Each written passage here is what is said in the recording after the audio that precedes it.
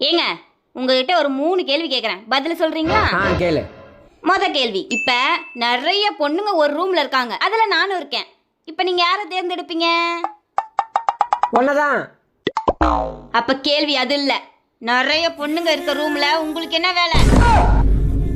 ஏய், நீ கேட்ட நான் பதில் சொன்னேன். சரி, 2வது கேள்வி. ஒரு பொண்ணு வந்து உன் வீட்டு கதவை தட்டுது, நீ திறப்பியா மாட்டியா? சே, நான் ஏன் திறக்க போறேன்? அந்த கதவை தட்டின பொண்ணே நாதான்.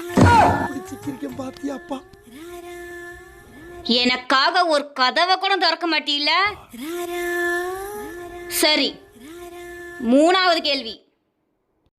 உனக்கு பிடிச்ச இடத்துல ஒரு பொண்ணு இருக்கு, இந்த இடத்துல நான் இருக்கேன், நீ யாரை தேர்ந்தெடுப்ப?